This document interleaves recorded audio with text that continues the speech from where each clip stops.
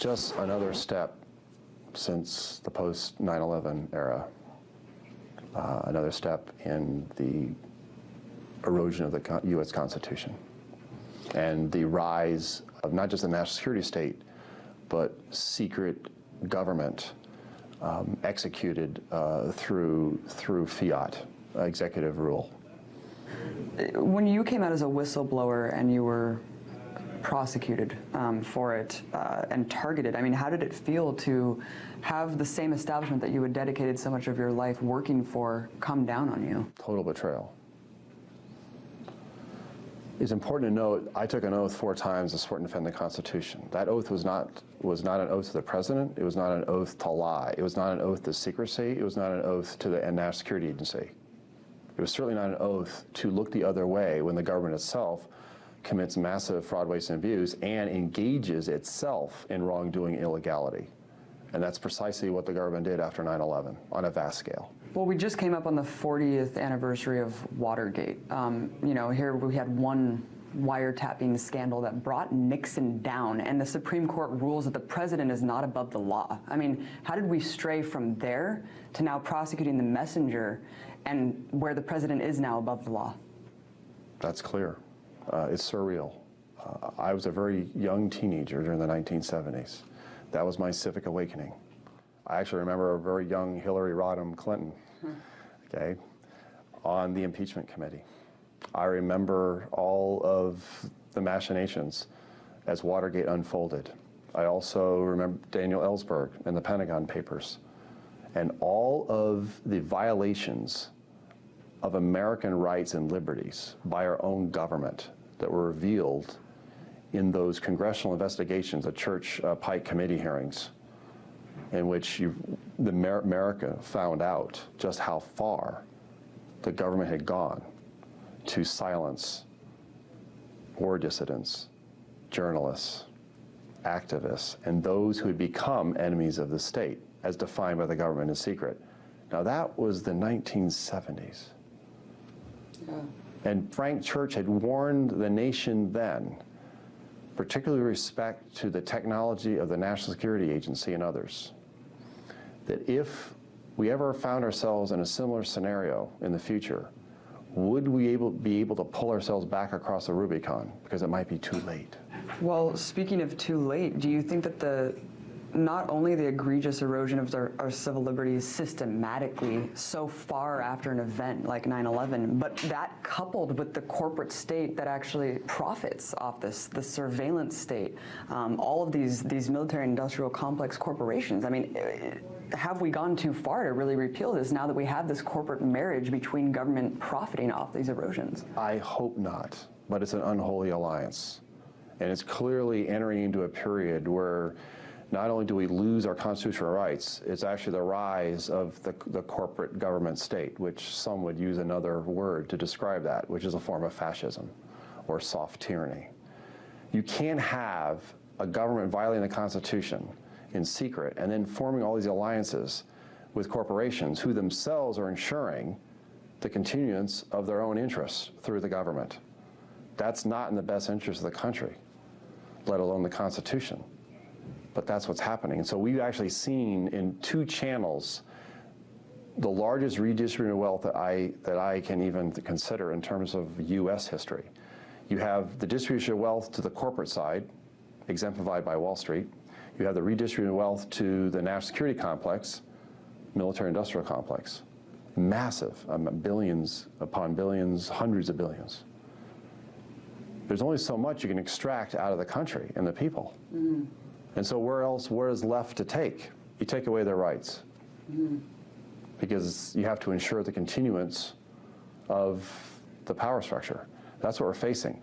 The NDA in particular, Section 1021, I find particularly pernicious because under the Obama administration, it's actually been taken one step further, a step that I couldn't even imagine. Not only do we bypass the Constitution, not only do we leave the Constitution aside, not only do we step outside and put ourselves in an entirely different vehicle called the national security state, we're going to do so under the authorities of the commander-in-chief, the military rule, military law, or more accurately say military authority.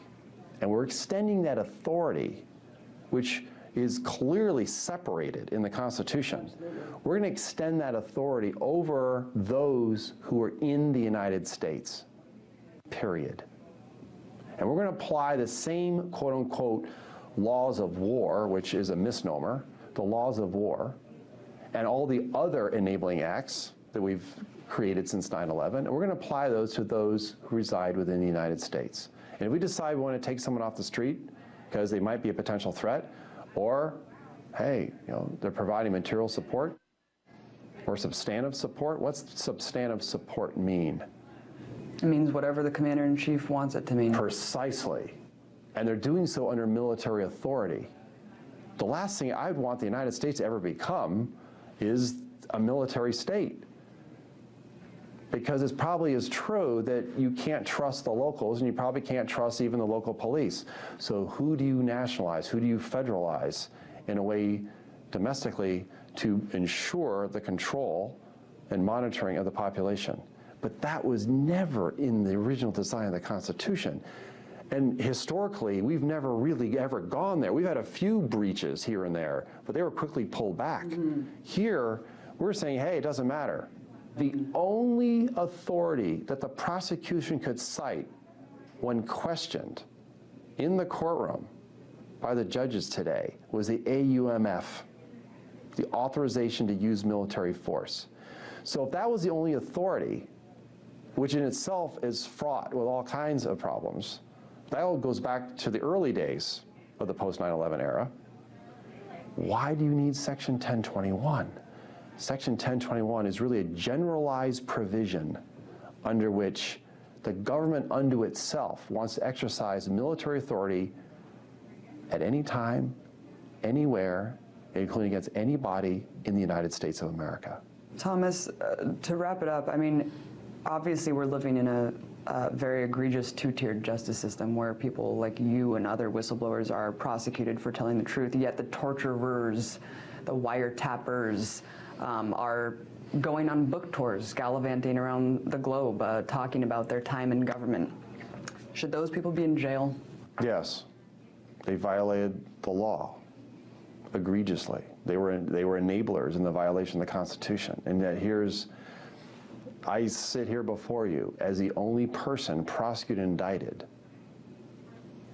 for the surveillance program, which I blew the whistle. And yet I had nothing to do with that program. I was not an author of the program. I was not an enabler of the program. I never engaged in secret surveillance in violation of the Fourth Amendment or the Foreign Intelligence Surveillance Act. And yet I'm the one that at one point, as the original chief prosecutor in my case stated, in no uncertain terms, at a secret FBI facility, how would you like to spend the rest of your life in prison, Mr. Drake, unless you start talking? That's how serious they were about protecting that secret surveillance program called Stellar Wind. John Kiriakou, he's the only person going to prison because of the torture program, a state-sponsored program, which we're now finding out is far vaster, was far more expansive than had ever been revealed before. At least, perhaps more, at least 54 countries. Yet he's the only one going to prison. Why? Because he blew the whistle on it. He acknowledged as a former CIA employee that torture was a state-sponsored policy. But he never engaged in torture, he never supported torture, and he actually refused the torture training. And they made it crystal clear during that training at Fairchild Air Force Base. This we don't do. Why? Because we're Americans. And that exceptionalism of America under the Constitution, we don't do what the others do. I never imagined they would turn that into the torture program on a vast scale, that we ourselves would engage in torture. Why? Because we're America? And we can get away with it because we're America? What does that say about us? What does it say about our country? And yet, we're the only two people.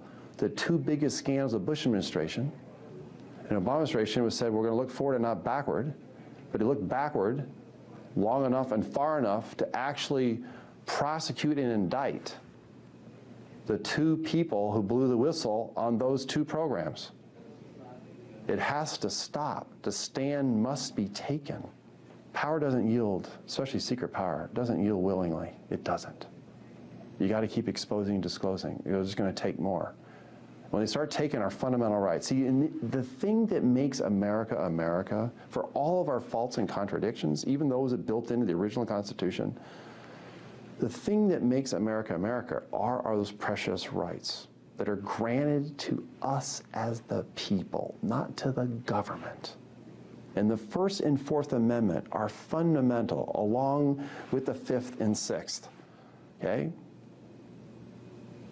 Fundamental. It's the reason why there was an American Revolution.